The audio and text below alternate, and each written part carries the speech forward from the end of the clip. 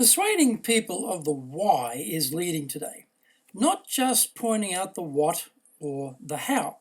Apart from professional salespeople who move up into management, there are probably few leaders who are any good at persuading anyone of anything.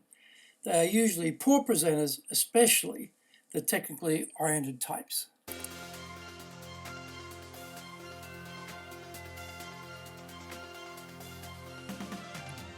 Konnichiwa and welcome to the Leadership Japan series. I'm your host in Tokyo, Dr. Greg Story, president of Dale Carnegie Training Japan. And much more importantly, you are a student of leadership, highly motivated to be the best in your business field.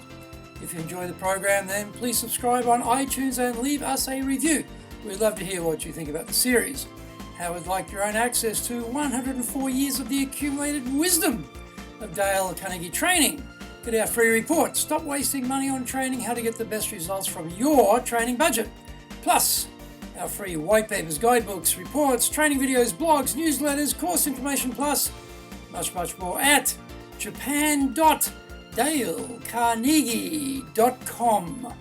If you have a performance or people challenge in Japan, then maybe we can help you. Contact me at greg.story, greg.story, S-T-O-R-Y, at dalecarnegie.com. This is episode number 134, and today we're discussing we need persuasive leadership. The tried and true leadership model of do what I say or else is a personal favorite of people who actually can't lead. This is the military model, which works when the bullets fly and your death is a requirement to achieve the broader objective. This is a ridiculous model for business, and yet it lingers on. Death is not imminent, but following idiots probably does shorten our lives. Higher degrees, certifications, specialisations, longevity, technical knowledge, etc. are all relied on for authority to convince others that we should be in charge. But should we be in charge? Leaders and managers have different roles. Managers are there to manage the processes of the organisation, to make sure that what needs to be done is completed in a timely fashion and correctly. Leaders do all of that too, but they have an additional role, and that is to develop people. This is where the my way or the highway breaks down. We respect knowledge and ability more than we respect position, power, degrees, or degrees of self-aggrandizement.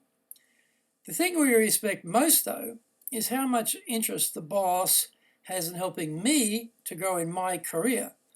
How much sympathy and understanding has the boss for my personal situation at home because of my aging parents requiring care, or my marriage is hitting a rocky patch, or my kid is having a problem, etc. In the old days, there was a clear separation between the individual's work life and private situation, and the boss would never go there, as it was considered intrusive and none of their business. Times have changed, and society seems more complex today. We want people to bring their whole selves to work. The need for staff input of ideas and creativity is greater than it has ever been in human history. Technological advances have plugged the entire advanced world into a 24/7 cycle of work. Persuading people of the why is leading today, not just pointing out the what or the how. Apart from professional salespeople who move up into management, there are probably few leaders who are any good at persuading anyone of anything. They are usually poor presenters, especially the technically oriented types. They are working off the old paradigm of, I'm smarter than you, that is why I am the leader, so do what I say. If we want our organizations to be powered by just the brains and experience of these few leaders, that is fine. If we want to bring the entire power of our teams to the battle front line with our competitors, it is not sufficient. We need as many engaged brains as possible assembled and working on the problems facing us. The spark of creativity is not solely located in the leader's brain. The youngest, newest employee may have keen insights and openness to new possibilities that the leaders who have moved far from the front line cannot even recognize anymore.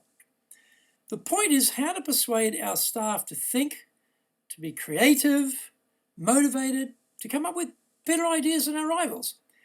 The issue is how to get them engaged completely rather than simply working at a mediocre rate, collecting their pay, and then switching on their brains as they hit the building exit. The technical person who as leader gets a rush of blood to the head and starts telling the why will sometimes assume that having told the team the why, they are good to go. One of the surprising things about leadership is that you have to keep telling your people the same things over and over again, and you cannot assume they ever fully get it.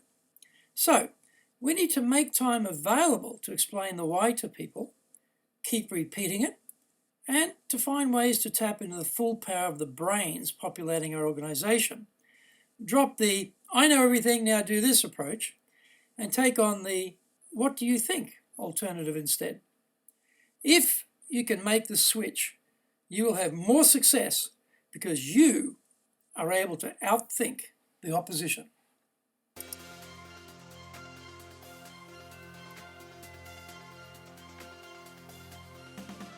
Thank you for joining the Leadership Japan series. If you found the program useful, then please subscribe on iTunes and leave us a review.